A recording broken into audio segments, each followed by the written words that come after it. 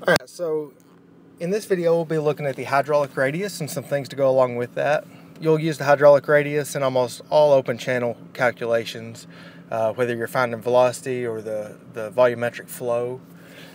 So we have this formula, R equals A over P, with R being the hydraulic radius, A is the cross-sectional area of the flow, not necessarily the entire ditch, just the, or whatever the channel is, but actually the area that the water is flowing.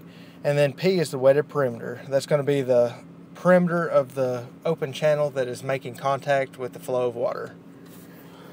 So, if we put this in practical terms, and we say we have a cross-sectional area such as this, and this is going to be very common to see trapezoidal flow. You'll have a depth of flow, call it D, and you'll have a base down here, a base up there for the trapezoid, and in most times you'll see this given as the horizontal to vertical side slope ratio, and other times you'll see it with an angle that they give right there, but in any case you'll have to find one of these three things, whether it's the base, the depth, or the top. So if we're trying to find the area of a trapezoid, remember that that is going to be base 1 plus base 2 over 2 multiplied by that depth of flow. So if we want to go ahead and start with a problem here,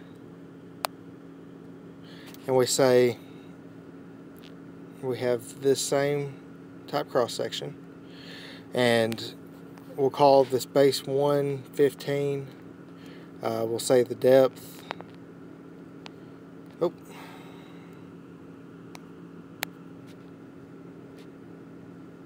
we'll say the depth is equal to 3, and we'll call these feet, and we give the ratio of the side slope as 3 to 1. So to find the area, you'll need to know the top base, that the width of the flow at the top of the channel.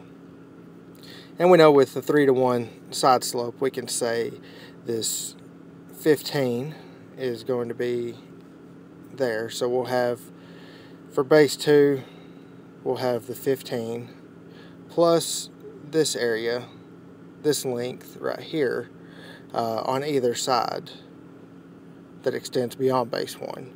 And that is going to be, since we know the vertical part of this ratio is the depth, is 3, we know the horizontal is going to be 3 times that. So it's 3 times the 3 feet.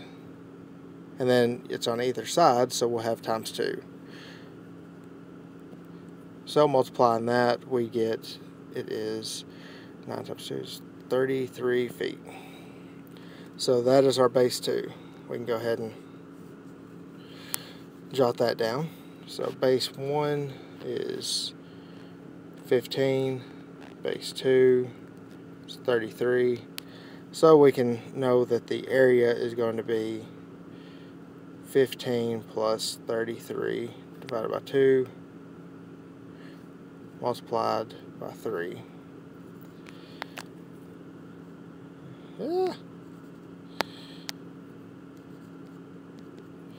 And punching that in the calculator, we get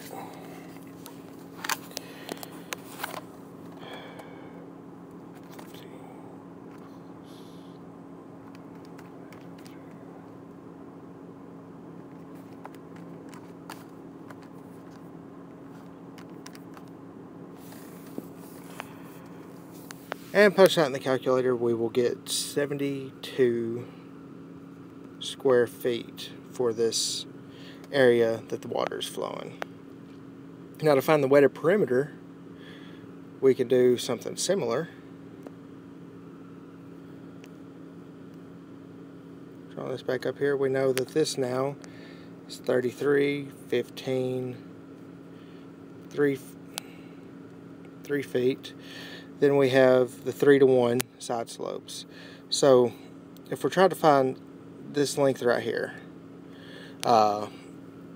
we know we can do a Pythagorean theorem with this right triangle.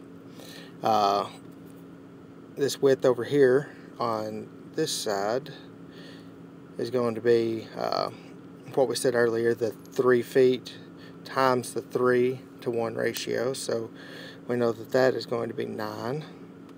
We know this is the 3 part of it. So we can do a Pythagorean theorem of, call this the length, is equal to the square root of 3 squared plus 9 squared. Yeah. So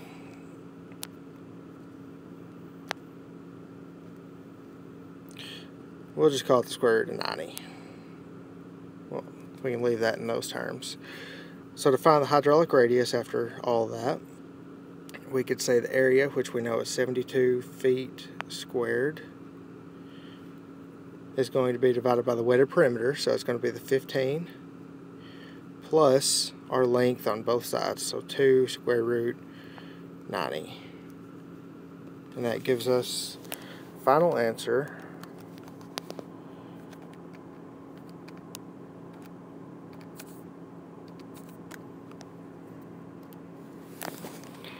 .12 feet.